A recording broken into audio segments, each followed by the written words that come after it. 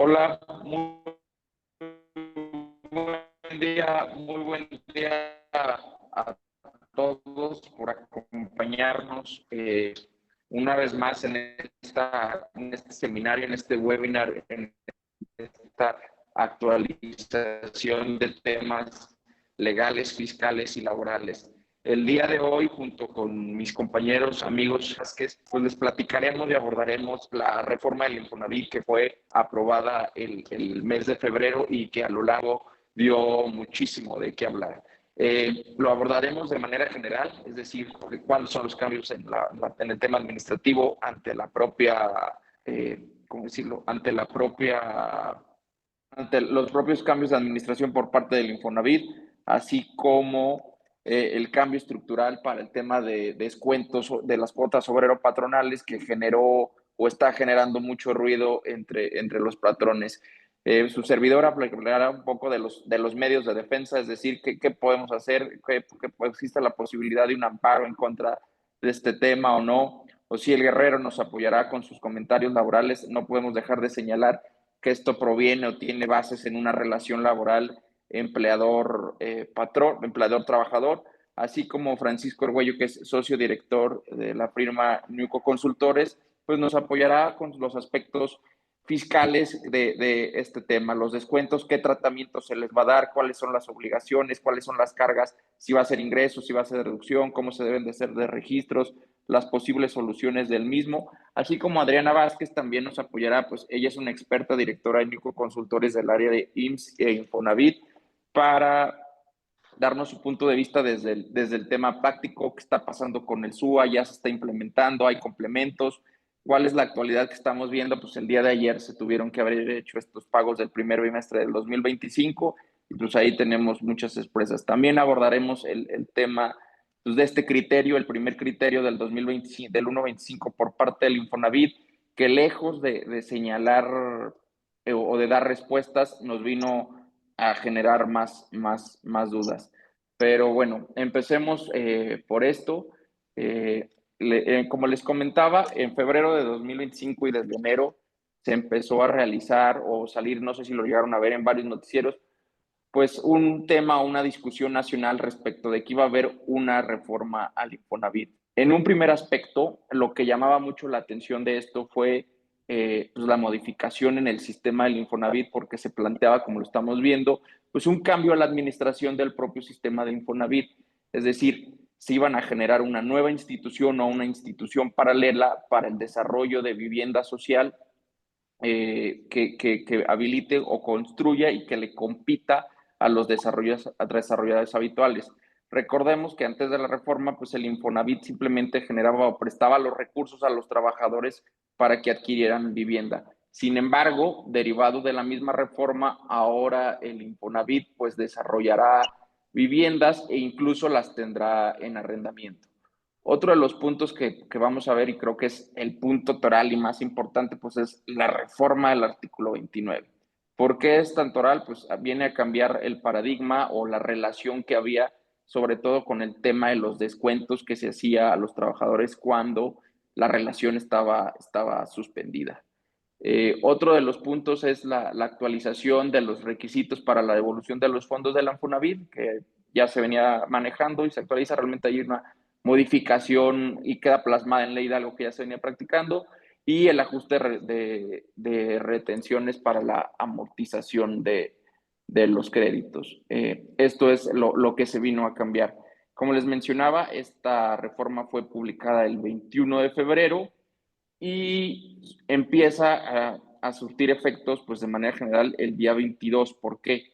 ¿Por qué el 22 y no el 24? Es alguno de los primeros puntos que llamaba la atención, porque lo comentábamos con Francisco, lo comentaba y lo comentábamos con Ociel, que por ejemplo para el tema de 29 que hace relación con el tema de incapacidades, pues las incapacidades pueden surgir al propio mismo día 21 que fue la aplicación y surtir efectos el día 22. Es decir, en la relación laboral para estos supuestos no hay una interrupción de día inhábil que se corriera hasta el lunes 24 y por eso empezó a generar.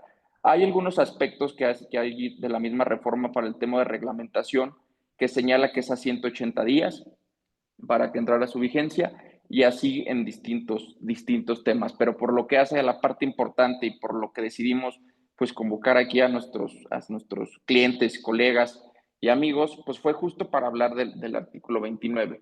Antes de estar a ello, voy a tocar un poquito de los puntos de la reforma al tema de la administración del Infonavit, y es que hubo por ejemplo, se suprime la remuneración para integrantes de la Asamblea General, el Consejo de Administración, la Comisión de Vigilancia y de Auditoría. En concordancia con esta política de autoridad que está manejando actualmente y desde la administración el gobierno federal, pues esta práctica o este tipo de mensaje hacia la sociedad fue lo que vino a señalar e implementar en esta reforma. También otro de los puntos es que ahora la Auditoría Superior de la Federación pues va a fiscalizar al instituto para el uso de los recursos y el reintegro en caso de hacerlo para los derechohabientes de los mismos.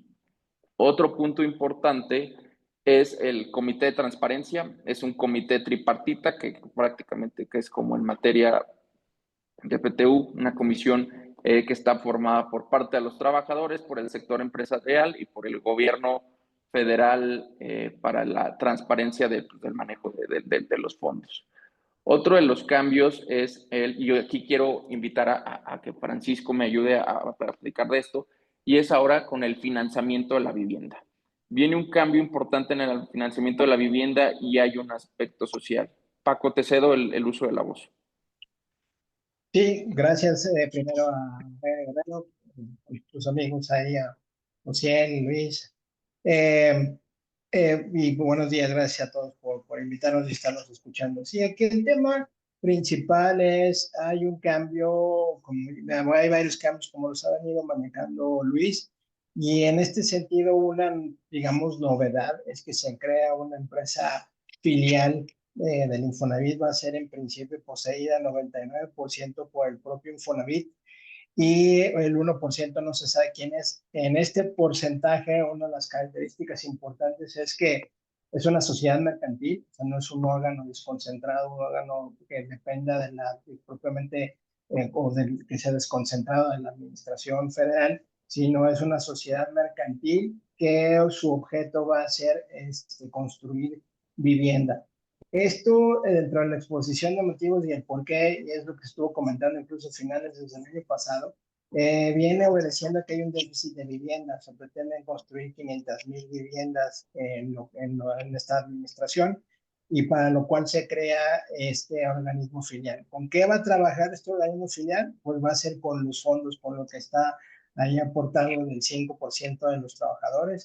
Con esos fondos va a empezar a construir viviendas. De hecho, Luis, si no tienes el dato, más o menos tienen ya un número de hectáreas ya contratadas, y para este año se pretenden construir 73,000 viviendas.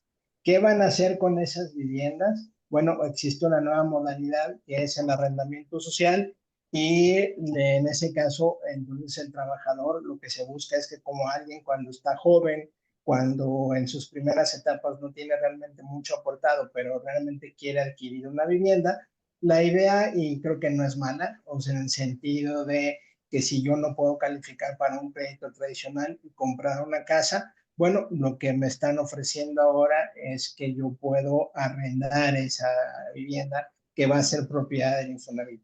Eso es importante porque cuando se empezó a ventilar este tema, muchos decían que desaparecía la propiedad privada porque ahora ya iba a haber gente que estaba rentando mi casa y cómo le iba a sacar, etcétera. Entonces, creo que esto se aclara en el sentido de que las viviendas que van a estar puestas a disposición de los trabajadores son aquellas que son propiedad del Infonavit. Y para cerrar el comentario, es más o menos tratar de ilustrar la mecánica. Sigan ustedes en el ejemplo que establecen ahora un tope en donde me van a poder descontar hasta el 30% de mi salario por renta. Si yo gano 10,000 pesos mensuales, pues me van a restar entonces 3,000, y es lo máximo que pudiese pagar de renta.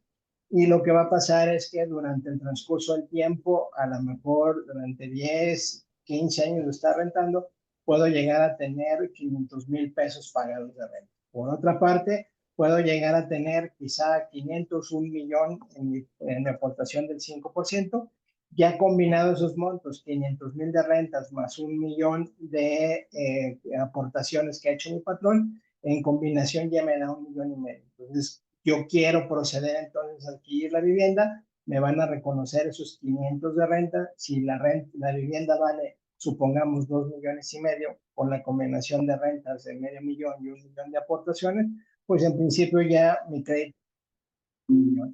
Entonces, creemos que es una mecánica que pueda ayudar en ciertos niveles a acceder a una vivienda, que puede ser pago de renta, va a servir para pagar una hipoteca, y puede ser un mecanismo. Va a ver cómo evoluciona, y a lo mejor ahí Andy tiene algunos comentarios al respecto.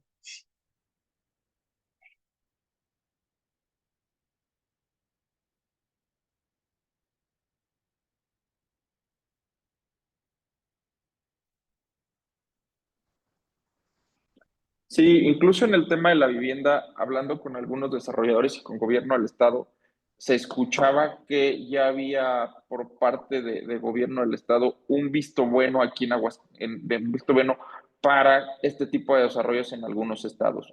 En algunas cámaras, el cámaras del Consejo Coordinador Empresarial, estuve ahí platicando con algunos y se señalaba que veían bien esta parte de la reforma y no le veían mayor tema.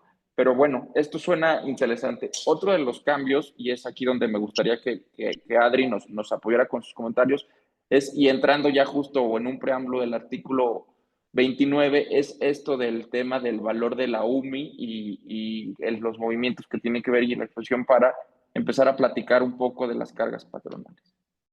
Sí, muchas gracias. Gracias por la invitación a todos. Pues bueno, habla esta reforma también de un congelamiento de los créditos, y más que nada es que bueno, la UMI, que estábamos acostumbrados a que cada año se actualizaba, y esa era la gran pregunta a inicios de ejercicio, que este valor estaba mal calculado. Pues no es que haya estado mal calculado.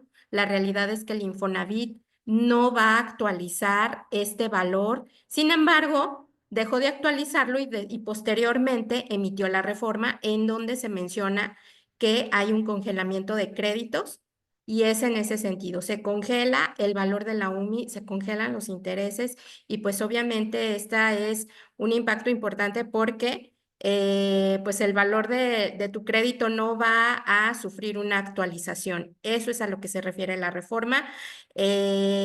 Muchos pensábamos que había sido un error del Infonavit, pero realmente no. Esto se acompaña ahora en el 21 de febrero con esta publicación de la reforma, en donde nos confirman este congelamiento del valor.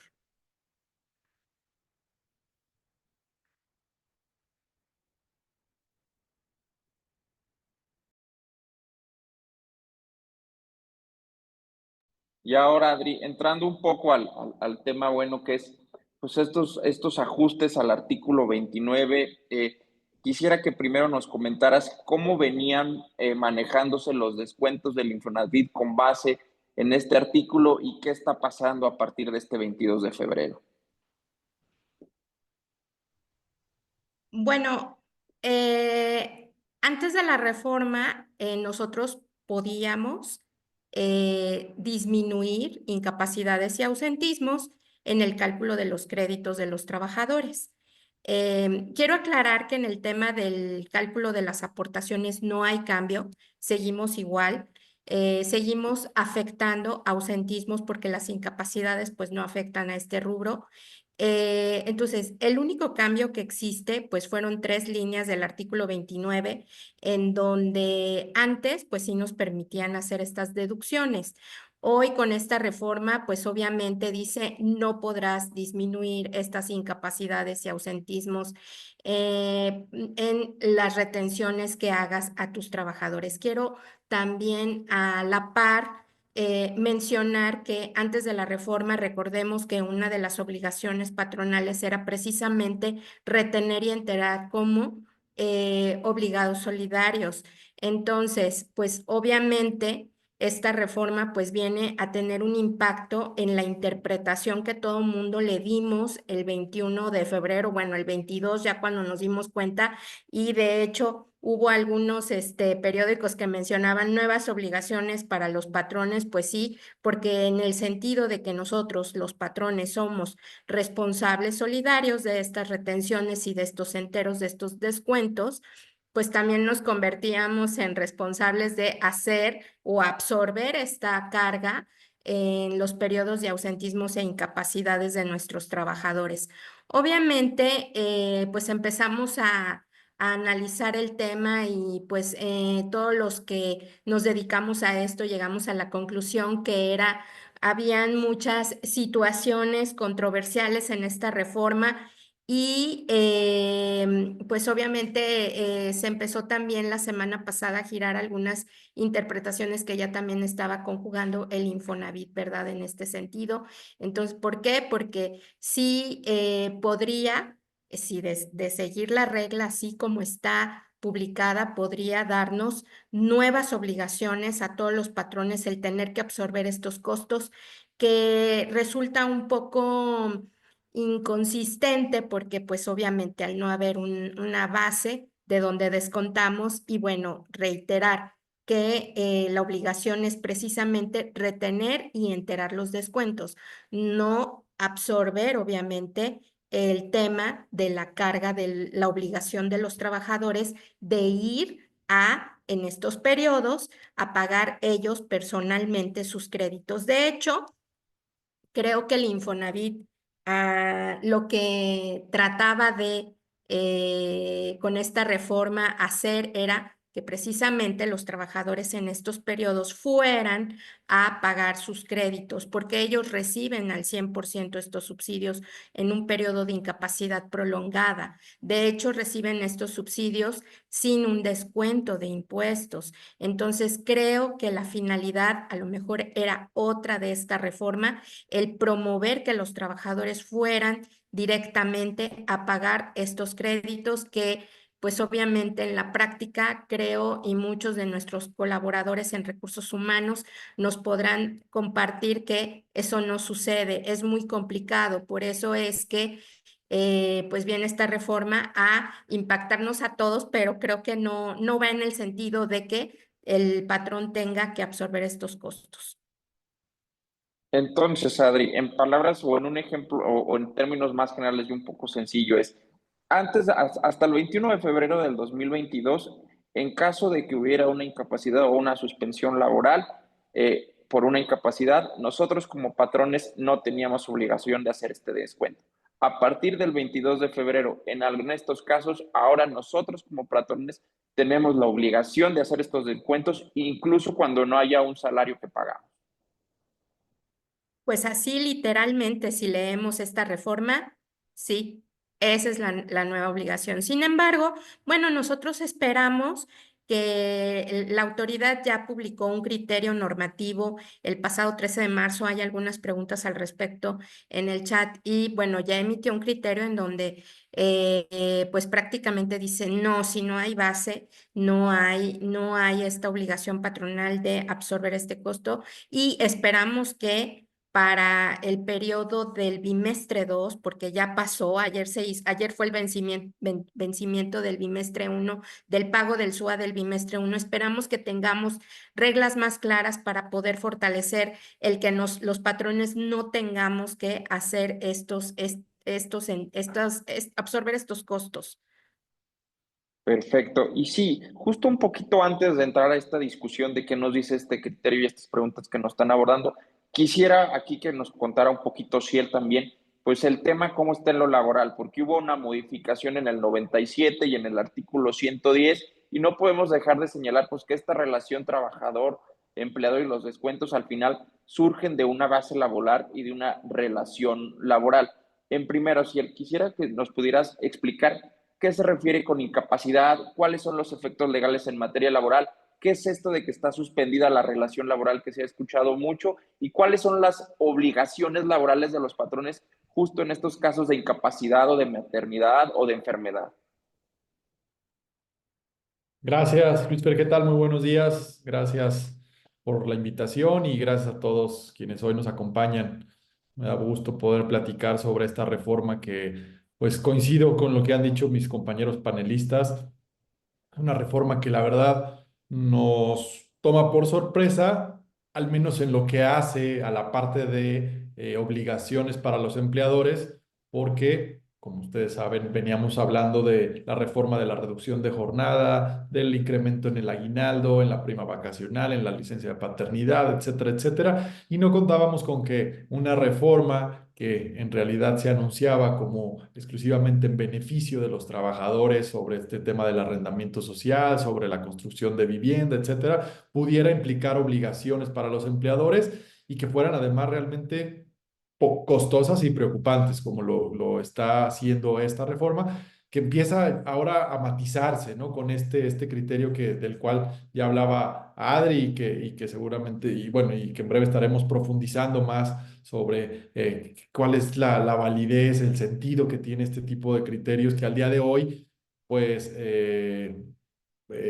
una publicación que hace el Infonavit. Pero volviendo a la parte laboral, efectivamente, esta reforma trajo consigo ciertas modificaciones a la Ley Federal del Trabajo, en particular las referentes a dos artículos.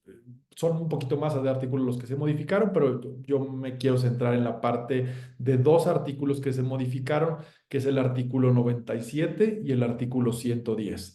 El artículo 97 de la Ley Federal del Trabajo es el que establece la protección a los salarios mínimos. Nos dice que los salarios mínimos están protegidos y que solamente se pueden realizar ciertos descuentos en caso de que, bueno, nos habla de, vaya, de distintos supuestos. Y entonces, esta reforma lo que nos dice es que el trabajador, a partir de, bueno, antes a lo mejor de explicar lo que dice la reforma, quisiera yo partir nada más de comentarles un punto. Tanto el artículo 97 como el artículo 110 de la Ley Federal del Trabajo, antes incluso de la reforma, ya establecían una frase en particular que es importante que tengamos en cuenta, que establece que los descuentos relacionados con el Infonavit que realice el trabajador deben estar debidamente, dice, deben haber sido aceptados libremente por la persona trabajadora.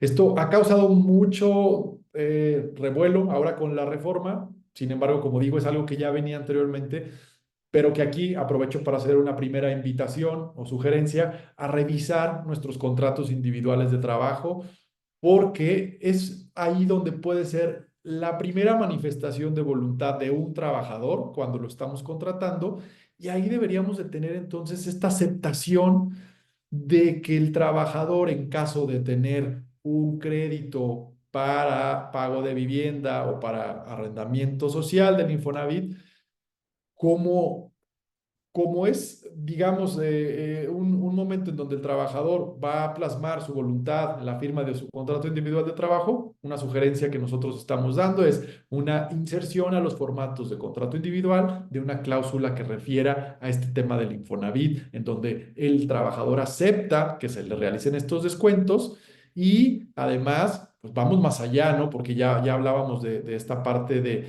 es que le tengo que descontar incluso cuando no esté trabajando. Entonces, yo lo que estamos proponiendo en la firma es que esta cláusula pues amplíe esta posibilidad para el empleador diciendo,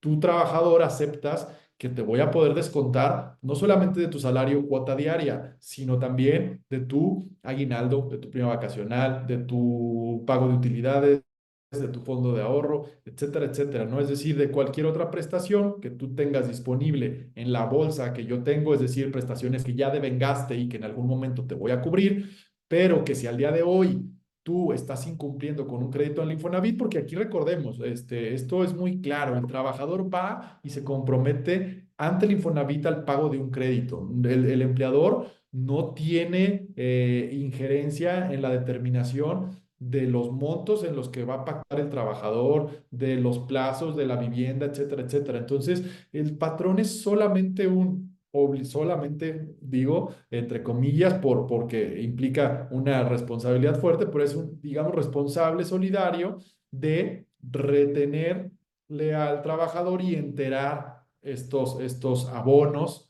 que es como lo define la fracción tercera tanto del 97 como del 110, abonos para cubrir préstamos o rentas provenientes del Infonavit. Y entonces, por esa razón es que sí debemos garantizarnos de alguna manera. ¿Qué mejor manera de hacerlo que pues, con tus propias prestaciones? Entonces, tu trabajador otorgas tu voluntad para que yo pueda, en caso de que tú no vayas a pagar ante el Infonavit, porque claro, el mejor escenario para nosotros como empleadores, en caso de que el trabajador no se presente a trabajar, es decir, esté ausente o incapacitado, es que vaya y pague directamente al Infonavit y diga, oye, pues como mi patrón no me va a poder pagar, no te va a poder pagar a ti de Infonavit durante este periodo, aquí vengo yo y vengo a pagar mi crédito o vengo a pagar mi arrendamiento.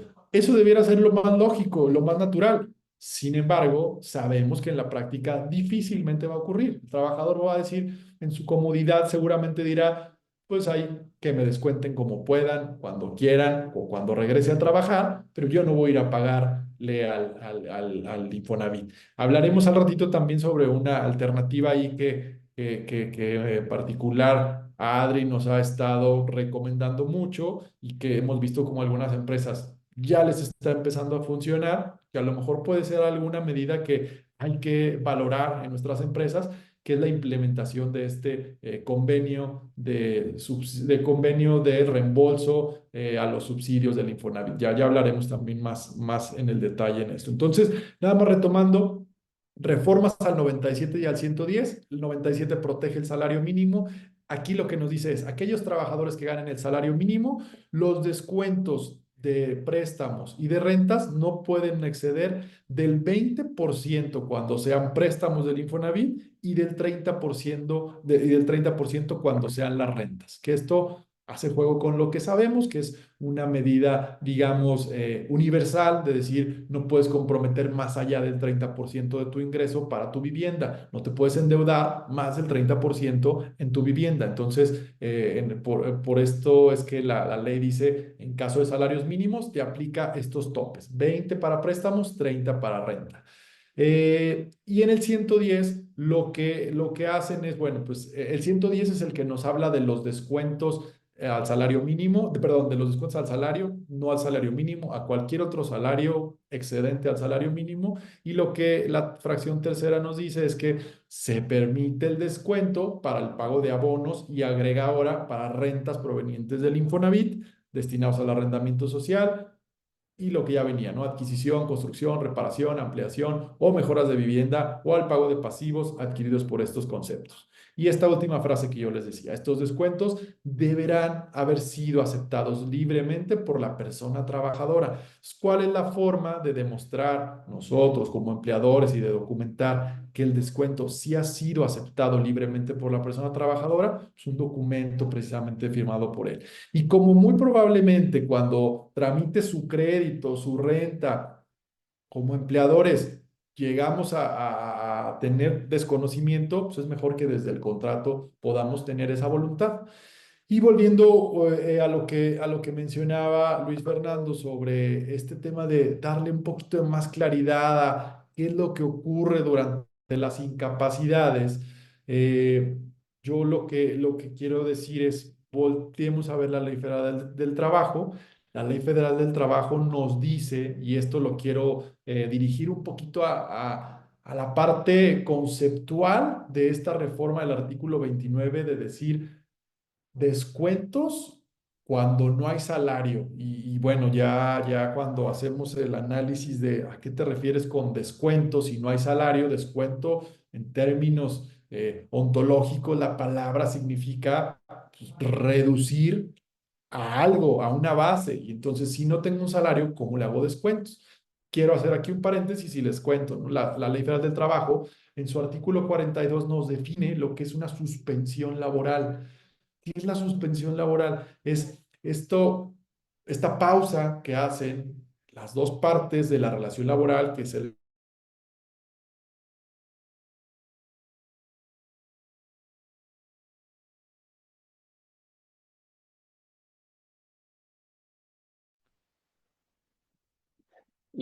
Me parece que ahí tuvimos un poquito de problemas con el audio de Ociel y se cortó. Mientras lo retoma, yo quisiera aquí aprovechar para platicar otro tema práctico o problemática que está pasando y que me apoya aquí Adriana. Adri, ¿qué pasa en el tema de incapacidades parciales provisionales y permanentes? En esto, en el momento entre que le dan la definitiva cuando hay un IPP y tiene la provisional, ¿qué problemática tú ves con derivado de esta reforma? Bueno, el tema siempre ha sido, creo que en la práctica, precisamente la laguna que existe de la emisión por parte del instituto de las incapacidades temporales ya cuando van a emitir un dictamen, ya sea por una IPP o una IPT, una incapacidad permanente parcial, provisional o una incapacidad permanente parcial definitiva, una incapacidad permanente total. Ese es el problema de que nos dejan de emitir las incapacidades temporales. Entonces, pues, ¿qué pasa? ¿Qué hacemos durante este periodo? ¿Le seguimos pagando? ¿Regresa? ¿Le damos vacaciones? ¿Les damos permiso sin goce? Creo que derivado de esta reforma y nos hace tener que cambiar, así como lo mencionaba el licenciado Ciel, el tema de los contratos, volver a revisar estos documentos para reforzarlos aún y con criterios internos que saque el Infonavit. Creo que sí nos merece revisar contratos y nos merece precisamente también revisar este procedimiento. ¿Qué hago? Porque antes lo tomábamos como, pues es que ya se lo van a dar. Entonces, oye, la incapacidad. No me están dando incapacidad. Oye, entonces, ¿cómo le pago? Entonces, creo que sí es importante retomarlo. Ahorita que ya se reincorporó Ciel con nosotros, veíamos la posibilidad también de que pues se suspendiera, ¿verdad?, el pago del sueldo, porque no lo podemos dar de baja ante el Seguro Social. Entonces, creo, y ante esa situación, pues si lo suspendemos en el pago del sueldo, oye, ¿qué hacemos con el crédito? ¿No? Él va a ir a pagar su crédito. Esas son todas las incógnitas que tenemos en el proceso y que pues esperamos, ¿verdad? Que pues haya más definiciones al respecto en próximas fechas. Gracias, Adri. Perdón, una disculpa, tuve un problemita por acá con la red. Solamente, bueno, redondeando esta idea de la suspensión laboral, decía, la Ley Federal del Trabajo nos dice, es aquel momento en que el trabajador no está obligado a prestar su servicio y el patrón no está obligado a pagar su salario. Y nos dice que una de las causas, o dos de las causas, es una enfermedad contagiosa, y dos, una incapacidad temporal ocasionada por un accidente o enfermedad que no constituya un riesgo de trabajo. Entonces, cuando decimos hay una incapacidad, hay una suspensión de relación de trabajo, no estoy obligado a pagar el salario, entonces esta es una de las contradicciones que tiene esta reforma. Si la reforma nos dice si tienes que pagarle salario, porque en realidad sería lo que estoy haciendo, estoy pagando una parte de su salario al estar pagando un préstamo que él adquirió con el Infonavit, y entonces esto pues va en contra de lo que establece la Ley Federal del Trabajo. Después tenemos que también una de las causas de terminación, que es las que nos establece el artículo 53, no confundir con las del 47, que son las de rescisión. El 53 nos dice es otra vez la incapacidad física o mental manifiesta del trabajador que haga imposible la prestación del trabajo. Entonces, ante una incapacidad estamos frente a una suspensión o una terminación.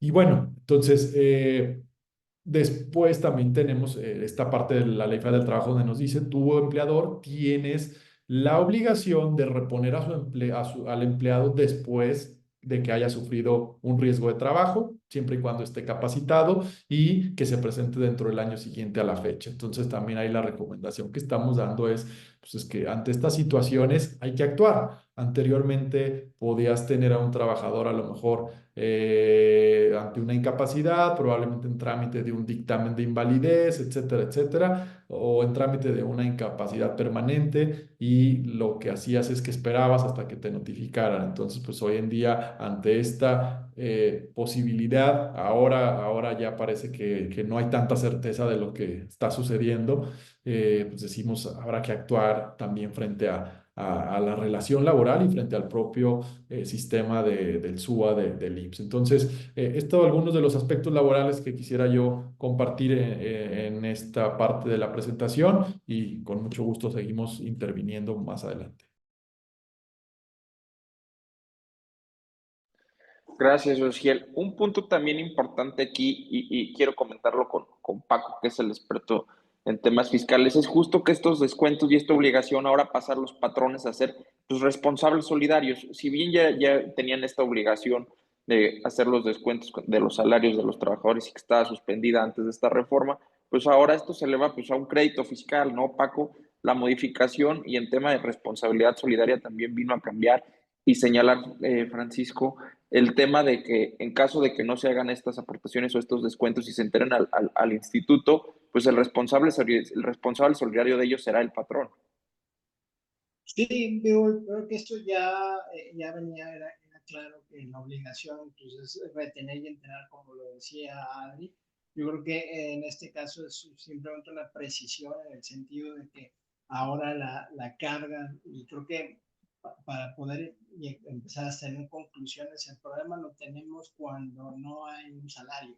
O sea, cuando no habiendo, como lo decía, o sea, la obligación primaria es descontar y sobre eso significa quitar o retener una cantidad que yo soy responsable de entregar al Infonavit para que se vayan haciendo amortizaciones en crédito hipotecario.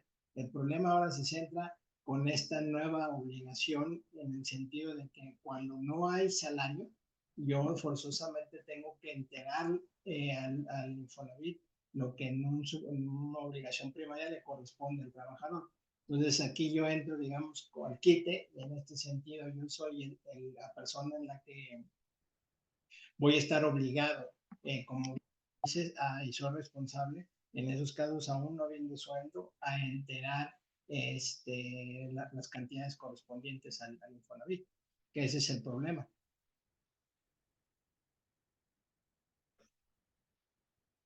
Justo acabo de darle a un punto clave. Como patrón, ¿qué tratamiento le darías a estos descuentos? Es decir, ¿se pueden deducir? ¿Cómo deben de ser timbrados? ¿Cuál es tu opinión? ¿Cuál es la problemática práctica que ves justo que podría generar esta nueva obligación de hacer descuentos cuando no hay una base o un ingreso del trabajador para tomar los fondos de ahí?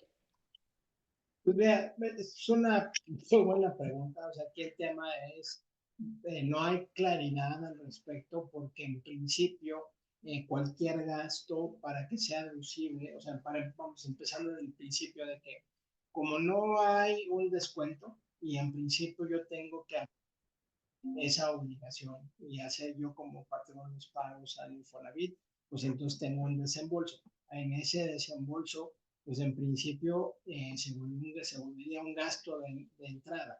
Y para hacerlo deducible, pues en principio el requisito básico de todas las deducciones es que sea estrictamente indispensable.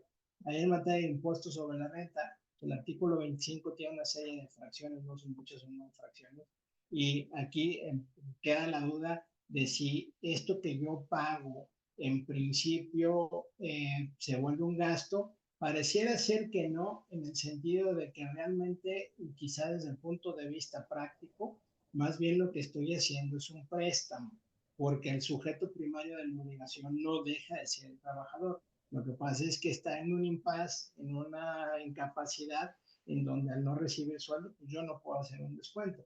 Pues más bien yo tendría que darle el tratamiento de entrada como un préstamo, así documentarlo con un CFDI para dejar constancia de que estoy teniendo un desembolso por cuenta de un trabajador y posteriormente cuando regrese tendría que ponerme a mano, establecer alguna mecánica, como decía Ociel, y nos están preguntando, va a haber que hacer unas modificaciones desde el punto de vista laboral, en donde el trabajador aceptar que cuando regrese yo tengo la posibilidad de descontar los préstamos. Y lo interesante va a ser, pues, voy a tener quizá que conveniar o establecer algún mecanismo en el que lleguemos a un acuerdo razonable sin quitar el sueldo, porque pareciera ser que, de acuerdo a lo que mencionó Ciara en los artículos, pues este descuento califica en el que yo pudiera descontarle la totalidad porque se convierte en un préstamo.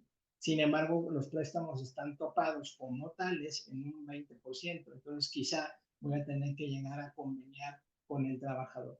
Y en cuanto a tu pregunta, el problema fiscal lo tengo en el caso de que el trabajador o no regrese después de su incapacidad, o regresando, de acuerdo a lo que conveníamos, por ejemplo, yo nada más le puedo descontar una parte y luego el trabajador ya decide terminar la relación laboral, es decir, ya no regresa.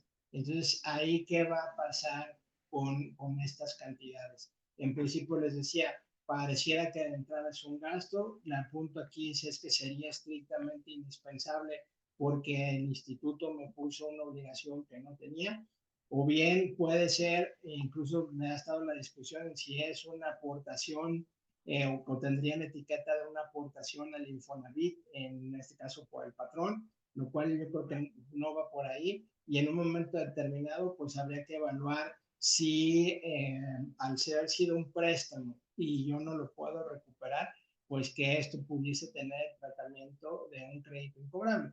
Recordando que para eso existen ciertos requisitos que maneja el artículo 27 de la Ley de Impuestos sobre la Renta. Básicamente, y aquí entra igual el impasse de que ese artículo señala que para la deducción de créditos incobrables, pues tienes que cumplir con, si está entre 30,000 dólares, que son más o menos 252,000 pesos, pues en principio lo que tenés que hacer es esperar un año. Veíamos, conocí el impuesto sobre el rifa del trabajo, los acciones que tenía el patrón pues, prescriben al mes. Entonces, de ahí también empieza la duda de si al ser un crédito específico yo no puedo descontar, si aplica que yo lo pudiese deducir al mes o al año. Actuando de manera conservadora, los créditos incobrables de manera general se deducen al año. ¿Qué es lo que habría que hacer? Pues en principio, yo comentaba el otro día, aunque pareciera no aplicar estos requisitos, pues quizás sí por lo menos avisarle al trabajador como una herramienta de presión psicológica, el hecho de decirle que en caso de que finiquito termine la relación laboral y que exista un arreglo conmigo como patrón, pues que voy a proceder a boletinarlo al buró de crédito y a informarle al fisco en la declaración informativa que se presenta el 15 de febrero. Si bien estos requisitos como tal pudiesen no aplicar, puede ser una herramienta de presión psicológica al decirle al trabajador que voy a boletinarlo para que piense quizá 2 veces en terminar una relación y no publique la deuda que tiene con el patrón. Pues esas pudieran ser las repercusiones, Luis. Perfecto, Paco. Y siguiendo esta guisa que comentas de documentarlo como préstamos para esperar, ahí retomaría la relación con Ociel y preguntarle, ¿estos préstamos se los podemos descontar? ¿Hasta cuántas cantidades? ¿Estas modificaciones a la ley no lo permite? Inclusive si no lo platicaba en su momento Francisco y yo lo habíamos platicado, que imagínense que regresa el trabajador y no quiera pagar, ¿cuál es la vía para cobrarlo? ¿Una vía civil, una vía laboral? Y de entrada, pues, ¿cómo hacer estos descuentos en materia laboral? ¿Se pueden, Uciel? Claro, pues sí, mira, yo creo que definitivamente la Ley Federal del Trabajo prevé el descuento de este tipo de pagos que realiza el patrón a nombre del trabajador. Y desde el análisis que hemos hecho, pues consideramos que este tipo de pagos no queda en los límites de la fracción primera del artículo 110. ¿A qué me refiero? El artículo 110 de la Ley Federal del Trabajo nos dice en su fracción primera que se pueden realizar descuentos a los trabajadores en caso de, y nos habla de varios supuestos, pagos en exceso, averías, errores, etcétera, etcétera, y nos dice cuáles son los límites que debemos establecer. No podemos ir más allá del 30% del salario mínimo, etcétera, etcétera. Sin embargo, estos pagos al Infonavit no están dentro de la fracción primera, están dentro de la fracción tercera. Y aquí como tal no hay una limitación. Tiene totalmente sentido, que es de acuerdo a lo que ya les decía.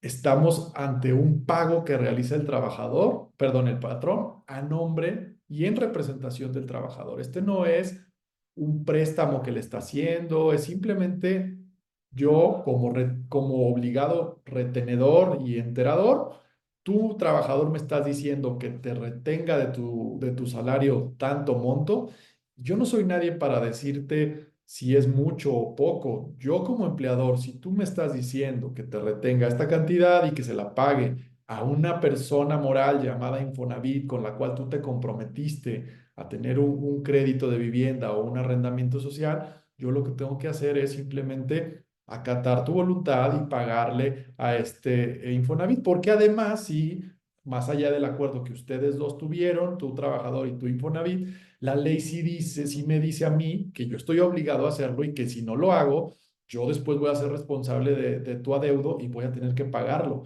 Así que definitivamente cumplo tu voluntad y lo pago. Oye, ¿es mucho? Probablemente sí, pero ese no es mi responsabilidad, esa es tu responsabilidad de acuerdo a qué pactas con el Infonavit y de acuerdo a qué base tienes conmigo del salario. Entonces, sí podemos ir más allá de eso. ¿Qué pasa desde luego en estos supuestos de los que ya hablábamos, en donde no hay como tal un salario, el trabajador o no te hay un suficiente salario, el trabajador no está presente, después de unos días regresa? ¿Qué tratamiento le damos a esto? Pues entonces ahora sí, aquí ya vienen todos los supuestos posibles. De entrada, aquí es importante considerar lo que la Ley Federal del Trabajo nos dice que en su artículo 517 sobre la prescripción, nos dice que las acciones de los empleadores para efectuar descuentos en los salarios prescriben un mes. Entonces, aquí sí tenemos que tener mucho cuidado porque si entonces está transcurriendo el tiempo que está desde luego sujeto a ciertas interpretaciones porque podemos considerar que pues ya adeudo que se está generando, es decir, ya dijimos, el patrón paga el Infonavit porque tiene la obligación de ley, el empleado no ha regresado, no ha generado mayores prestaciones, pero el día que regresa, entonces yo considero que es a partir de ese momento en que se vuelve exigible, cuando puedo volver a tener el trato con el trabajador. Y además considero que es una obligación de tracto sucesivo, es decir, no es como que hoy me debes y entonces tengo un mes nada más para cobrarte porque ya no sigue corriendo, sino hoy me debes y mañana me sigues debiendo. Entonces lo importante es nada más documentar. Esto es algo muy casuístico, la verdad es que lo hemos platicado en las otras charlas que hemos tenido. No hay como tal a lo mejor una receta ni secreta ni única, porque pues cada caso dependerá de muchos factores, de muchísimos factores, dependiendo si el trabajador tiene ciertas prestaciones, si el trabajador tiene acumuladas prestaciones anteriores ya devengadas, cuánto cuesta el crédito, el arrendamiento, etcétera, etcétera. Entonces, habrá que revisar caso por caso, pero creemos que al menos lo que me preguntabas, la parte inicial es sí podemos ir más allá de los límites del 110 en cuanto a estos descuentos. Cuidemos este tema de la prescripción para que lo ideal sea que cuando el trabajador se reincorpore, pues hagamos un acuerdo. Ya decías, este tema de pues, no te puedo a lo mejor cobrar el 100% el día que regreses y dejarte sin salario durante los siguientes una, dos, tres quincenas, porque pues eso será totalmente inviable y el propio trabajador tendrá un incentivo para decir, ¿sabes qué? Pues mejor ahí nos vemos, yo ya no vengo a trabajar porque pues, ya sé que voy a trabajar y todo el mes no voy a ganar un peso, mejor me voy. Entonces, es ahí donde decimos esto es casuístico, es de diálogo, es de negociación. Tendremos que sentarnos con el trabajador a decirle, oye, al día de hoy me debes esto. Pero también, y por eso otra vez, esto es casuístico, pero mira, recuerda que al día de hoy ya tienes aguinaldo ganado por tanto, ya tienes prima vacacional ganada por tanto, ya tienes fondo de ahorro por tanto, vienen las utilidades por tanto. Vamos a hacerte un plan de pagos, vamos a hacerte descuentos de aquí, de acá, la siguiente semana, tal, tal, tal, y que el trabajador le permita también decir, pues sí, mejor le sigo y sigo pagando y sin la necesidad de decir, pues mejor ahí nos vemos porque me vas a cobrar el 100%. Perfecto, pues muchas gracias por aclararnos este punto, porque creo que es de las dudas generales respecto de qué puedo hacer luego como patrón cuando estuve enterando estos descuentos y se podía descontar a los trabajadores. Siguiendo con el tema y abordando ya las preguntas que nos han hecho en el chat, pues vamos a entrar al criterio 1.25, que si bien el problema de los descuentos ya venía haciendo mucho ruido, pues lejos de aclarar esta situación, Adriana, Francisco, Me gustaría escucharlos y decir y comentar, pues, qué nos vino a decir este criterio. ¿Nos generó dudas? ¿No nos generó dudas? Para mí, la verdad es que viene a decir una contradicción totalmente a la ley, que es lo que ya estábamos platicando, que genera inseguridad jurídica en el sistema, de que la interpretación parece ser o suele ser diferente a lo que estableció el legislador. Sin embargo, quisiera escuchar a Adri y a Francisco que nos comenten sus puntos respecto de este criterio. Si quieres, empieza Adri. Joder. Tú primero, Paco. Sí, no, bueno, aquí el criterio, sigue dejando la duda. El criterio de entrada parece ser, obviamente, que confirma los porcentajes de descuento. Y luego en el tercer párrafo pareciera ser que dice, o por lo menos así se entiende en la lectura, que cuando no hay salario, y esto sigue siendo un descuento, en principio el patrón no tiene la obligación de pagar nada. Luego hay último párrafo que dice que esto es de acuerdo a que se haga su implementación. La duda aquí, principalmente aquí, radica en el sentido de que qué fuerza jurídica tiene este criterio. Entonces, los criterios, y es un criterio normativo en materia de recaudación fiscal, lo que en principio parece ser, y ese tipo de criterios por los otros que dan a conocer y que están publicados anteriormente, pues es el criterio que siguen las autoridades cuando pretenden recaudar. Los criterios normativos de manera general nos dicen cuál es la interpretación de las autoridades respecto a una norma jurídica. El gran problema aquí es que esta norma, este criterio normativo dice lo contrario de lo que dice la ley. Entonces, aquí la gran duda es el peso jurídico que tiene, porque recordemos que esto se da a conocer a través de la página, no está, digamos, tiene una formalidad de publicación, como si lo hacen, por ejemplo, en materia de impuestos sobre la renta, que sí hay un anexo 7 de la resolución miscelánea que sí se publica en el diario oficial. Esto está en una página. Entonces, ¿qué fuerza jurídica tiene esto? Por ejemplo, hemos estado en distintos foros y Adri va a entrar en eso, en donde pareciera ser que no, que el Infonavit lo aplica cuando le conviene y cuando no. Entonces, eso deja abierta una ventana de una inseguridad jurídica, en el sentido de que si bien está el criterio, pues la autoridad en cierto momento puede desconocerlo y puede exigir lo que pagamos. Digo, para yo concluir mi comentario es volverlo a poner en el justo medio, porque hay varias preguntas de qué hacer. Yo creo que aquí hay que poner el justo medio caso por caso. ¿Cuándo realmente tenemos un problema? Cuando no hay un salario, que la persona esté incapacitada, que lo más frecuente puede ser el caso de las maternidades, que se van 84 días, o sea, durante 2 meses prácticamente yo no estoy pagando un salario, y ahí esa persona o esa mujer embarazada pues sí tiene un crédito, y en principio yo como patrón tendré que. Otros pues son los casos de incapacidades de larga duración, que mientras esté incapacitado no hay tampoco pago porque no está viniendo a trabajar y le tengo que descontar. Como veíamos en la lámina anterior, pues ya cada quien va a tener que hacer la medida o el análisis caso por caso, pero sí hay que acotar y dentro de ese análisis establecer y empezar a poner en una balanza qué pesa más. La ley me dice que tengo que descontar, y en ese caso, si no habiendo base, tengo que pagar. El criterio me dice que no habiendo base, pues que no haga nada y se queda todo como estaba, lo cual tampoco hace sentido porque sí hubo una reforma en la ley. Entonces, pero hay que poner en la balanza el aspecto laboral, como ya dijo Ciel, el hecho de tener que modificar contratos, el hecho de tener que estar concientizando al trabajador, el aspecto incluso de sistemas, porque esto implica una modificación importante desde los sistemas de nómina.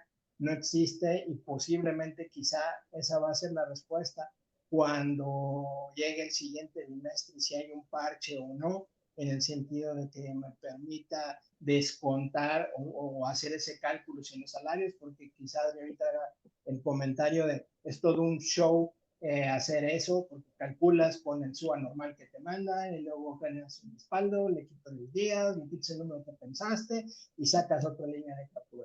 Entonces, hay que poner en la balanza el tema laboral, el tema de sistemas, el tema económico, el tema fiscal, como para poder que a cada uno empezar a ver qué tantos casos tengo y por qué vía pues me pueda ir, porque el criterio es un tanto bizarro que a través de un criterio intenten componer una cosa que es una obligación de ley.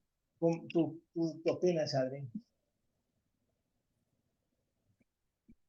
Estoy de acuerdísimo contigo, Paco, en todo lo que comentaste. A mí me parece que, y bueno, y como la presentación misma del documento que emiten en seguimiento a varios criterios que publica el Infonavit, en la misma presentación, o sea, el Infonavit menciona que el principal propósito de estos criterios que publica es servir como un documento orientador, por lo que en ningún caso de considerarse como fuente de derechos u obligaciones con fuerza vinculatoria. Entonces, esa es la principal contradicción de este criterio, en donde pues dice todo lo contrario a lo que el instituto emitió en la reforma, publicó en la reforma. Entonces, bueno, creo que a la luz de este criterio, muchos patrones lo que hicieron es, bueno, pago mi SUA como lo estoy aplicando con incapacidades y ausentismos. La realidad es que sí, era muy, digo, me imagino para empresas en donde tienen muchísimas incidencias, pues hacer este proceso de que pago una línea de captura, luego quitas las incapacidades y los ausentismos y generas otra línea de captura. Creo que todo este proceso iba a ser muy abrumador para todas las empresas. Sin embargo, creo que también hoy, ya con más calma, sí nos merece en todas las organizaciones que, como también lo comentamos en diversos foros, lo primero es a ver de cuánto estamos hablando, cuánto es tus incidencias mes a mes, de cuántos son tus ausentismos, cuántos son tus incapacidades prolongadas.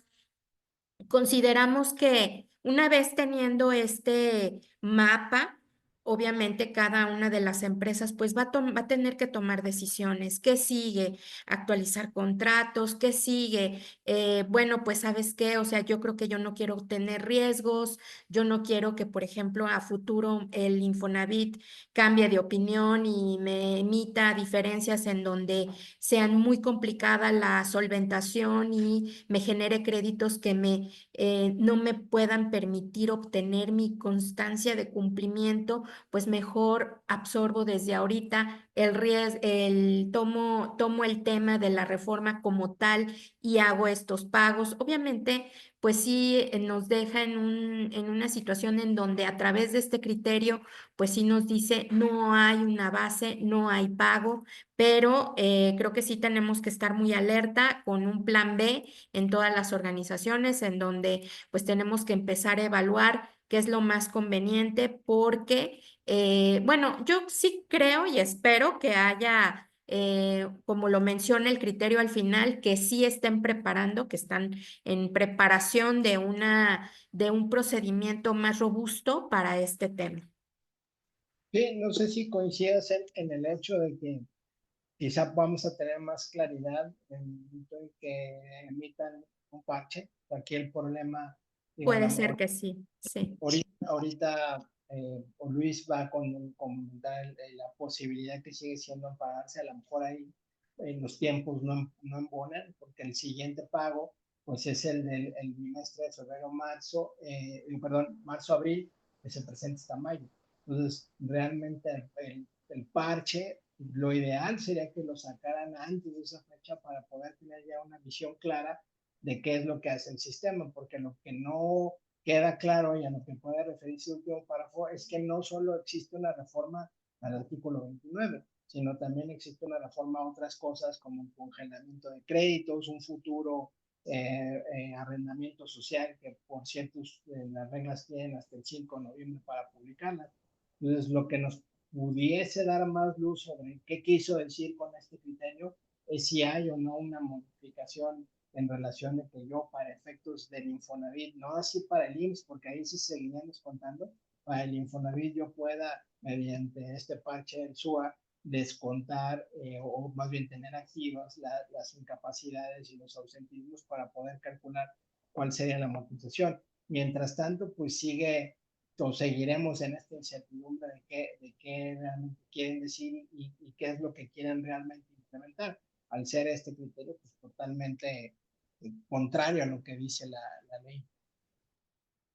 Sí, estoy totalmente de acuerdo. Creo que esperemos que tengamos este parche para el segundo bimestre, pero mejor aún, porque creo que si, como dice el criterio creo que está alineado con el SUA, entonces en ese sentido creo que pues no habría parche, pero creo que sí tendríamos que tener a lo mejor algunos lineamientos ya más en firme publicados por parte del Infonavit.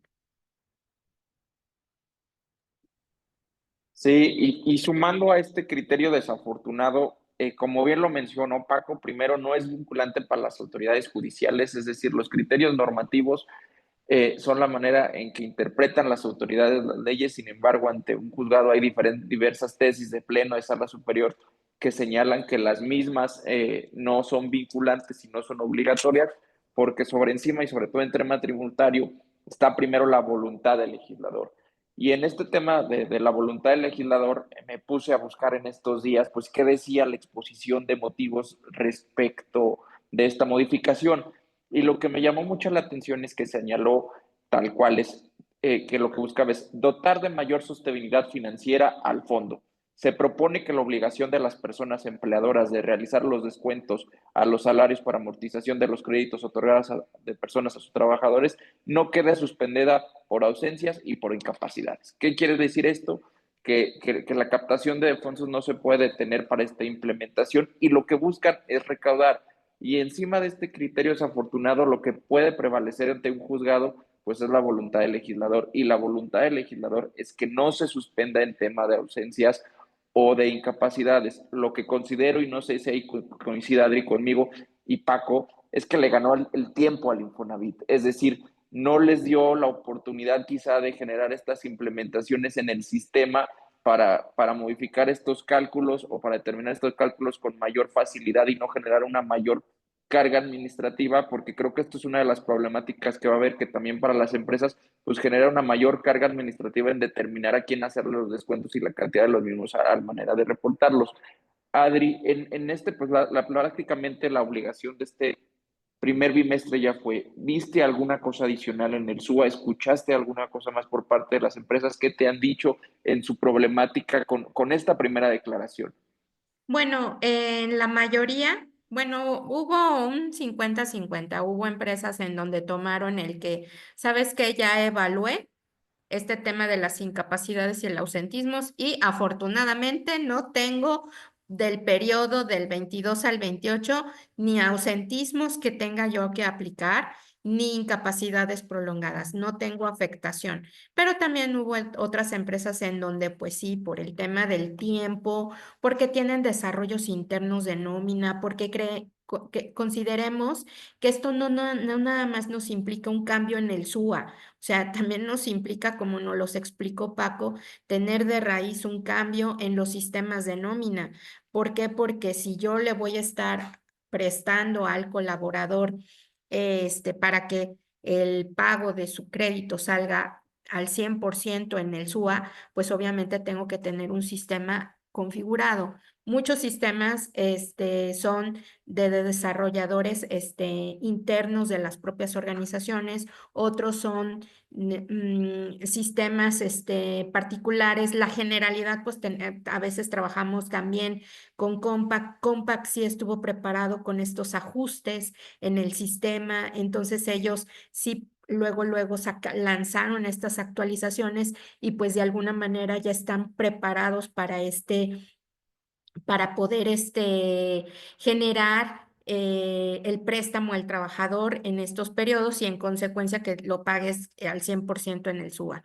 Entonces, creo que como tú lo mencionas, le ganó el tiempo a la autoridad, fue muy poco tiempo de reacción para todos, unos sí lo hicieron, otros no, y creo que por eso el criterio va en ese sentido. No hay pago, no hagas no absorbas estos créditos a tu cargo, saca así el pago.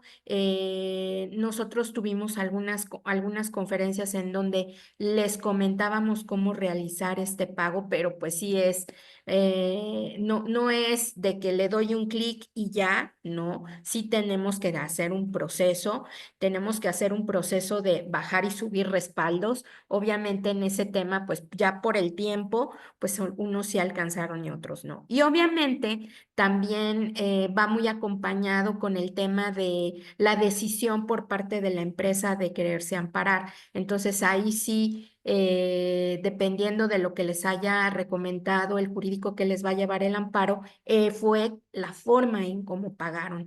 Pero sí, creo que hace falta todavía hace faltan procedimientos, hace falta que la autoridad, bueno, nos dé un poco más de información al respecto, no, y que el criterio yo lo tomo como a lo mejor un tema de una ventana que él también se está acoachando con este tema para poder ya sacar con más claridad el procedimiento. Y justo como los mencionas, pues buscando aquí algunas alternativas, como lo bien lo mencionó Osiel y Francisco, pues no hay una solución tal cual general, hay que ir empresa por empresa. Sin embargo, uno de los medios que hay para enfrentar esta reforma, pues es un amparo contra leyes, un amparo indirecto, el cual sería visto por un juzgado de distrito, mediante el cual, pues se alega y consideramos totalmente viable señalar que es inconstitucional esta reforma por el traslado de obligaciones jurídicas y desproporcionales, sobre todo hacia los patrones. Y como lo mencionas, es muy importante pues los plazos en este y cómo se viene dando. El primero podría ser a través de un conteo autoaplicativo, es decir, siendo patrones, a partir del 22 de febrero nosotros podemos caer en este supuesto de estar obligados a esta ley o estamos obligados a esta ley porque cualquiera de nuestros trabajadores puede caer en una incapacidad, en una ausencia y ya tendríamos esta obligación. Por lo cual podríamos ir a presentar el amparo dentro de los 30 días hábiles siguientes a la publicación de la misma. Otro punto importante, como lo acabas de señalar, pues sería el tema autoaplicativo. Cuando nosotros en el tema particular lo hicimos, es decir, ya tenemos un CFDI timbrado mediante el cual se advierte que hay un descuento, se le hizo este descuento a ese trabajador, ese podría ser un momento para determinar el amparo. Otro importante es, este 18, el día de ayer, yo ya tenía casos de incapacidades y yo ya apliqué este descuento, pues a partir de ahí nos empieza a correr el plazo.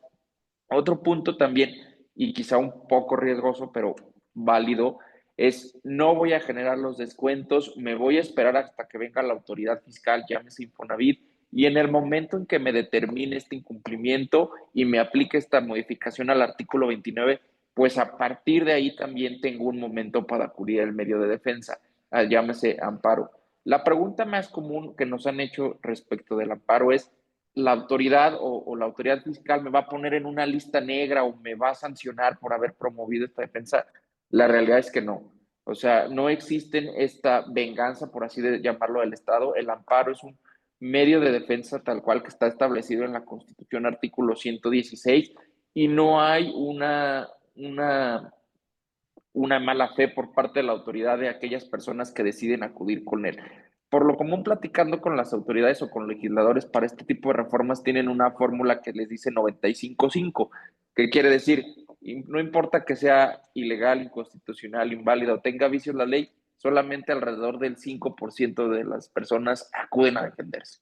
Es decir, de 95 vamos a recaudar y solamente del 5% nos vamos a preocupar en que fueran a defenderse y quizá de ellos no recaudamos, lo cual pues evidentemente no les afecta, no dejan de recibir y tienen todos los medios. Es un procedimiento sencillo en el sentido de que realmente la documentación que se necesita sería poca, que es un poder de la empresa, del representante legal, que firme el escrito de agravios y que presente ya sea el CFDI que tuvo el descuento o la comprobatoria de que enteró estos descuentos al TUA. Sin embargo, como bien lo mencionas, pues es un punto muy importante que sí tenemos que ver con RH y con los jurídicos de las empresas para determinar cuándo presentarse, y esto es pues de los medios que hay para poder afrontar esto. Otro de los casos que hay, quisiera que nos lo explicaras, Adri, es el convenio de reembolso de subsidios. Sí, bueno, creemos que una de las alternativas es a largo plazo, bueno, mediano y largo plazo, porque no era opción ahorita para el pago del primer bimestre, porque como les comento, fue muy poco tiempo el que tuvimos para reaccionar a esta reforma. Pues consideramos que de seguir así la situación en donde no haya un criterio, bueno, no haya más bien criterios firmes, criterios formales. Creemos que la mejor salida es precisamente el convenio de reembolso de subsidios por parte del IMSS. Es un proceso que está normado por parte del Instituto Mexicano del Seguro Social. En su página de internet podemos encontrar más información al respecto. ¿Qué pasa? ¿Cuál es el procedimiento? Nosotros, bueno, hay que hacer toda una solicitud con el instituto como empleadores, como patrones obligados, en donde nosotros vamos a absorber o vamos, en lugar de que ellos, el instituto, le pague las incapacidades, pues el patrón es quien le va a pagar estas incapacidades y se van a manejar con un tema de reembolso con el instituto de forma cuatrimestral. ¿Qué pasa? Bueno, pues sí, en lo interno en nuestra empresa lo que necesitamos es se nos va a elevar la carga administrativa, sí, pero de alguna manera también al nosotros tener el control de las incapacidades, que creo es el problema de esta reforma, las incapacidades prolongadas. Ya tendríamos base para hacer estos descuentos, entonces ya no existiría este problema de que el patrón tenga que absorber el costo de estos créditos en periodos de incapacidades prolongadas. Nada más nos quedaría el tema de los ausentismos, pero creo que de los males el menor. Este es un procedimiento que para aquellas empresas que tienen una gran plantilla de trabajadores, creo que sí es una posibilidad. Lo vuelvo a comentar, creo que no tendría que ser una receta de cocina para todas las empresas. Creo que cada una de ellas se tendría que analizar su situación en base al número de incapacidades y ausentismos que manejan cada mes. Y en ese caso, porque, ojo, pudiera ser una empresa no tan grande, pero que sí tiene una gran cantidad de incapacidades en el periodo y también tiene créditos. Entonces, pues yo creo que a lo mejor sí pudiera ser una buena salida, ¿no? En este tema. Perfecto, Adri. Y Francisco, ¿qué otra opción? Ya nos hablaste un poquito del tratamiento de préstamo, de crédito incobrable. ¿Hay algún otro tratamiento para darle a estos descuentos? Sí, incluso yo creo que complementando lo que dice Adri, desde la óptica, perdón, desde la óptica de complementar dice Adri, lo que hemos visto es que la opción de los reembolsos, digo, pareciera ser que es la mejor, porque ahí yo lo vería como que ahí tengo en la sartén por el mango, me quito de la discusión el tema de que ya no tengo algo sobre lo cual no retener. En el momento en que yo sustituyo al Infonavit, soy yo como empresa el que estoy haciendo el pago de las incapacidades, pues ahí sí tengo ya una base o una cantidad sobre la cual hacer el descuento. Y digo, también un punto que quizá también haya que apuntalar para la toma de decisiones es que se nos viene una nueva modalidad que es el arrendamiento social. Entonces, habrá que considerar, porque digamos, esa experiencia no la tenemos al día de hoy, en el sentido de que puedo tener compañías de que digo, a lo mejor no tengo tantos créditos y no tengo tanto problema. Pero sin embargo, en el momento en que se abra una nueva modalidad que es el arrendamiento social, pues esto a lo mejor se puede exponenciar, se puede quizá duplicar o triplicar, o dependiendo de cada caso, la opción o haber más acreditados y en un principio se exclusiona un problema. Entonces, esta opción de los reembolsos quizás la que de fondo soluciona el problema. Y ya decía, en lo que responde a tu pregunta, Luis, pues en un momento determinado el problema realmente lo tengo cuando el trabajador hizo un pago por él y no regresa. Ahí entra la pregunta del millón. Entonces, ¿qué es esta cantidad que pagué? En principio les decíamos pudiera tener el tratamiento de quizá un gasto directamente, habría que analizarlo porque se vuelve estrictamente indispensable porque me lo pusieron, o en el momento en que lo documenté como un préstamo y no me lo pagaron, pues es una cuenta incobrable. Y quizá ya la última de las opciones, pues es darle el tratamiento de un bono. ¿Qué decimos con esto o cuál sería la mecánica? Bueno, desde el punto de vista fiscal, hice un pago, un préstamo, y lo timbré como tal, digamos, por ejemplo, ahorita en abril o mayo del 2025. Esta persona acaba su incapacidad, no regresa, y entonces ya me quedé con una cantidad que no puedo deducir. La opción primaria que comentaba, pues es la de los créditos incobrables, quizá, o bien, si no quiero correr ningún riesgo en que la interpretación que pudiese tener ahora el SAT, porque es el que les digo, esto se vuelve multidisciplinario. El problema ahora lo tengo como patrón en qué es esta cantidad. ¿Es un gasto? ¿Es una cuenta incobrable? ¿Lo voy a deducir o no? Si no me quiero meter en temas de hacer un análisis más profundo, lo más práctico, pero va a ser costoso, es darle el tratamiento de un bono. ¿Cómo lo haría? En principio recaracterizo el CFDI que originalmente hice en mi ejemplo en abril o mayo, antes del 31 de diciembre, aunque pudiese ser después de la fecha, pero para no entrar en controversia de no tener un comprobante con la fecha del ejercicio, la recomendación sería que antes del 31 de diciembre recaracterice ese préstamo y en lugar de tratarlo como préstamo, lo trate como un bono. Hago un CFDI complementario a esa fecha, nada más que aquí el hecho de tratarlo como un bono va a tener el costo adicional de que voy a tener que piramidar y calcular el impuesto sobre la renta que tenía que haber pagado sobre ese bono a efectos de que el neto sea lo que realmente le presté al trabajador. Es decir, si yo le deposito 10,000 pesos o ese fue el préstamo, yo tendré que calcular cuál es la base. Síganme en un ejemplo, tendría que haber 1,000 pesos adicionales, entonces el bono se vuelve de 11,000, retengo 1,000 y el neto son los 10,000, que es lo que efectivamente le presté. Cuando planteábamos este ejemplo, había quien me decía, oye, pero y también se va a volver un ingreso acumulable programado para efectos del IMSS y Infonavit. La respuesta sería no, porque esto lo haría en el supuesto en que esta persona ya no regresó a trabajar conmigo. En consecuencia, ya no hay una relación laboral, sino lo único que estoy haciendo es, digamos, reconstituir o modificar el tratamiento que originalmente tuvo cuando le hice el préstamo a un bono. Pero repito, aquí me va a costar el impuesto sobre la renta, pero me salgo de la discusión de cómo puedo deducir estas cantidades. Aquí la desventaja pues, es que me va a costar todavía más este efecto. Entonces, insisto, pues este es un tema que a lo mejor no, o sea, no debería abordarse solo desde la óptica o recaudatoria, queda claro, del Infonavit, sino tiene muchas implicaciones laborales, de sistemas, de deducciones de impuesto sobre la renta, etcétera, que vale la pena poner en una balanza.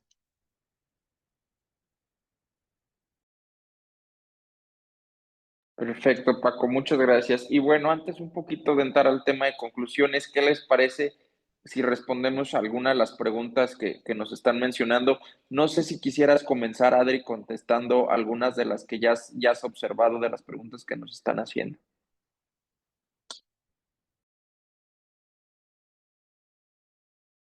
Estás en mute, Adri. Sí, muchas gracias, perdón, dejé el mute. Sí, mira, aquí en el chat nos mencionan que en caso de como empleadores paguemos el subsidio de incapacidad, tendríamos que pagar en una sola exhibición, como lo hace el IMSS, o se estaría pagando el proporcional según el periodo de nuestra nómina. O sea, me imagino que se refiere al convenio de reembolsos de subsidios.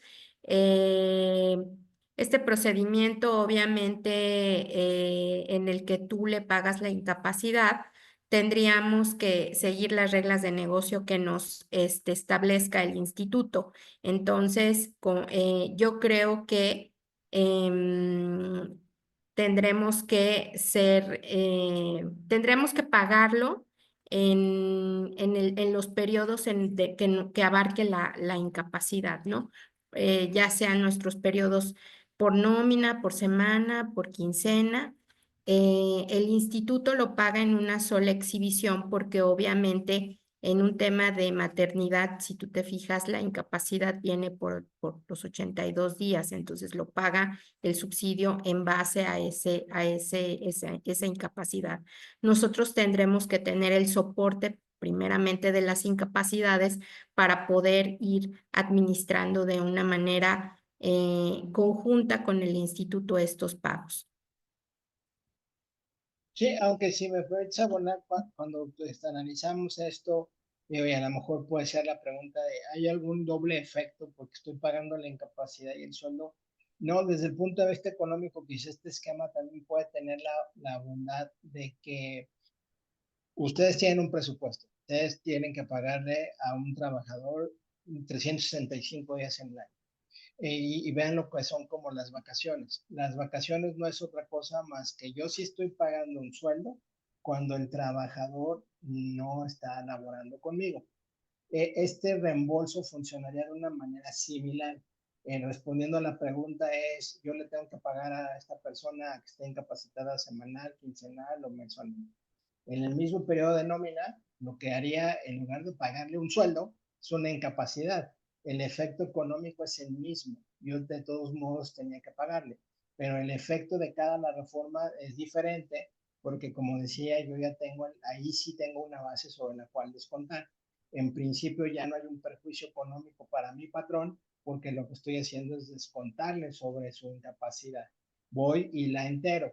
¿Qué es lo que tiene que pasar? Bueno, que técnicamente el instituto, de acuerdo a lo que, si no me recuerdo, Adri, cada 3 veces al año, cada cuatrimestre, el instituto me reembolsa lo que yo pagué en incapacidades. Pero al final del camino, como patrón, no sufre un perjuicio económico, porque al final sí recupero esas cantidades porque en principio le corresponderían al trabajador.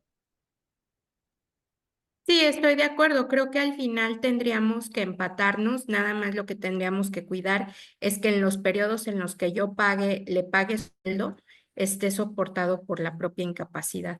Entonces, creo que ahí tendríamos ese es lo complicado de este convenio, ¿no? El que tengo que tener sí o sí las incapacidades.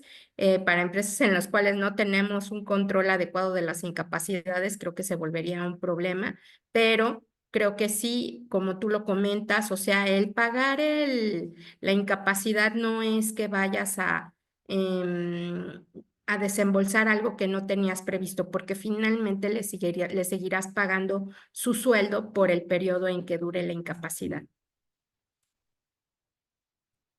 Perfecto, Adri. Otra de las preguntas, y aquí para Ociel, pues el que nos podría apoyar, dice, hola, ¿sugieres un adendum para todos los trabajadores que ya están en activo en cuanto al contrato sería para nuevos ingresos solamente?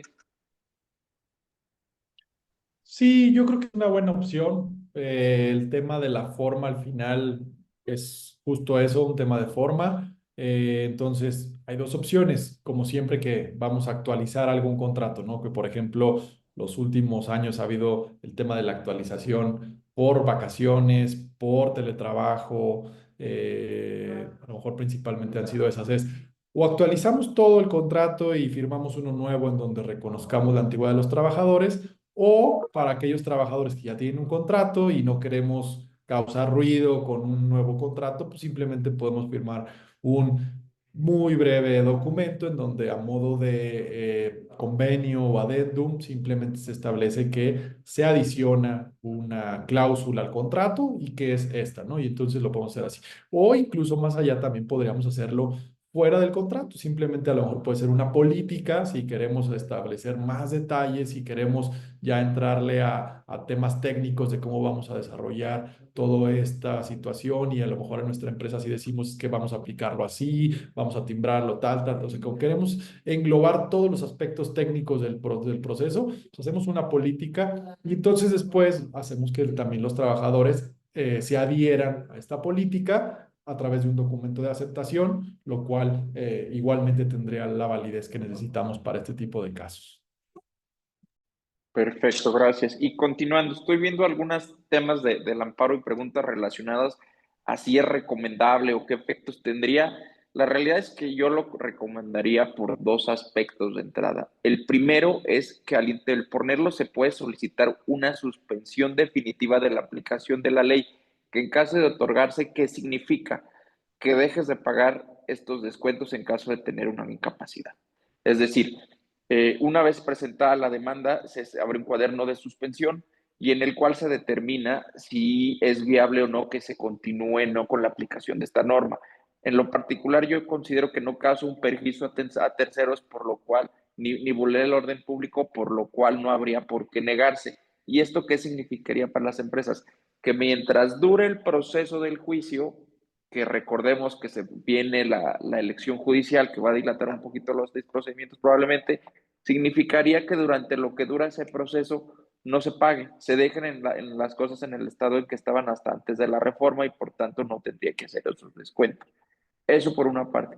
Y por otra, y atendiendo ya una de las preguntas es, ¿qué pasa? Si meto un amparo es para siempre. En teoría es, mientras no se modifique la ley y existe esta obligación, y se gana, no tendrías, se desincorpora se desincorpora de tu esfera jurídica y efectivamente no tendrías que generar estos descuentos, no tendrías que hacerlos en caso de incapacidades.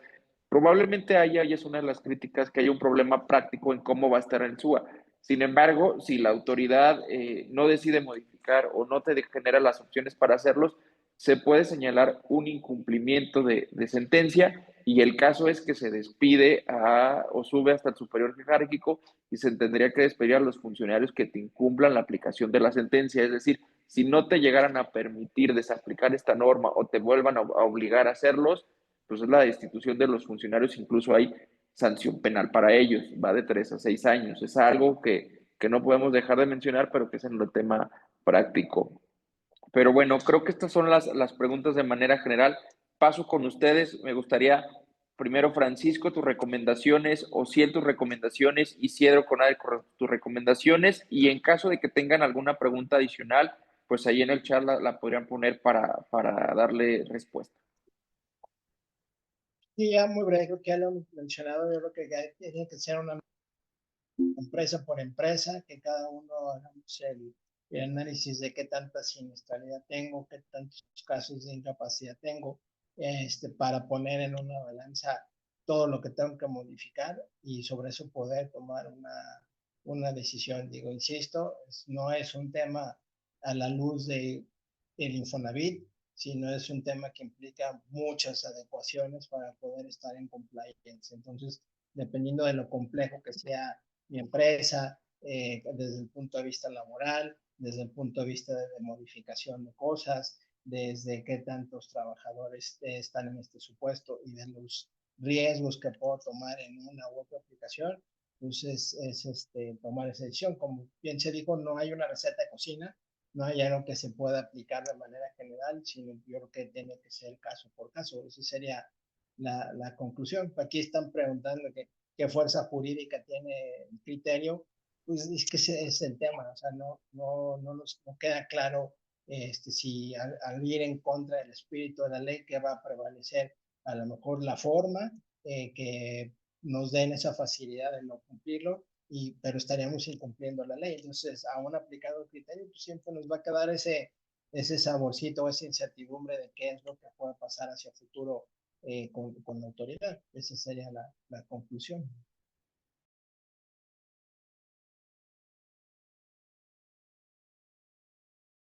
Bueno, por nuestra parte, por mi parte, en el tema laboral, pues sí creo que vale la pena documentar esto porque el día de mañana se puede llegar a convertir en un conflicto, más allá de las interpretaciones que hoy podamos estarle dando a una reforma ya publicada y en vigor, a un criterio publicado por una autoridad.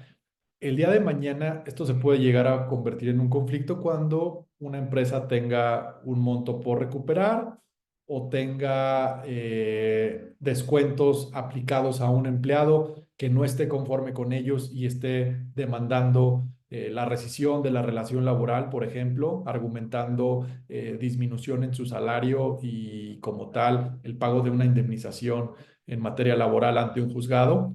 Y el día de mañana vamos a tener que llevarle pruebas a un juez laboral de que actuamos de manera correcta. Y ante esto, la forma más clara es la prevención. Hay que documentar los procesos que estamos haciendo, hay que tratar de obtener la voluntad también del trabajador, como decía la reforma a la Ley Federal del Trabajo, libremente aceptados los descuentos de los trabajadores y prepararnos para lo que se pueda venir. Gracias. Bueno, ya para cerrar, al igual que Paco, Ciel, estoy totalmente de acuerdo en que, bueno, la recomendación en general, la primera es identificar qué es lo que tengo que hacer a lo interno de mi empresa. Volvemos a lo mismo, si tengo que actualizar contratos, si tengo que actualizar procedimientos, en el tema de incapacidades prolongadas, en el tema de incapacidades permanentes parciales, permanentes totales, cómo es que actualmente lo estoy administrando. Creo que esta reforma nos está dando un recordatorio de que si tenemos algo que mejorar a lo interno, lo hagamos.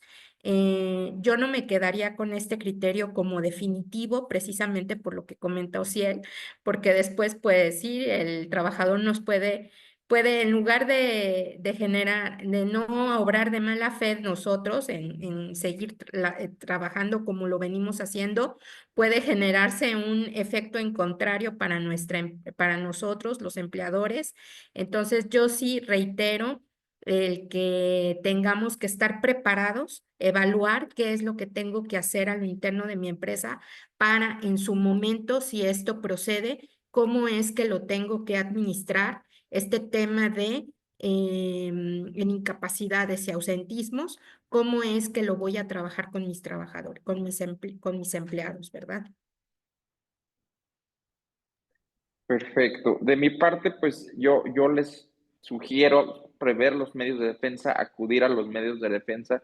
Considero que existen elementos reales y posibilidades reales de que se ganen en el sentido de que pues se le está exigiendo al patrón una obligación del tercero de carácter civil, porque al final son créditos hipotecarios los que está generando el Infonavit y los tiene que cubrir. Es como si ahora los adquiridos con un banco los tuviera que pagar también el mismo patrón al final del día. Hay un tema de desproporcionalidad, así como un incumplimiento pues, a las obligaciones en el proceso legislativo y no tener miedo a que fueran a haber una consecuencia por parte de las autoridades, que es una de las preguntas más recurrentes. El acudir a una defensa no significa que te va a caer la auditoría al día siguiente y eso sería por todo nuestra parte. Les doy muchísimas gracias. Los invito a que cualquier duda acudan con Francisco Argüello y Adriana Vázquez de Newco Consultores. Muchas gracias por acompañarnos el día de hoy. A mi colega y compañero Ociel Guerrero y a todos ustedes, tus clientes, amigos, por haber estado esta hora y media con nosotros. Muchísimas gracias. Gracias, hasta luego. Gracias. Hasta luego.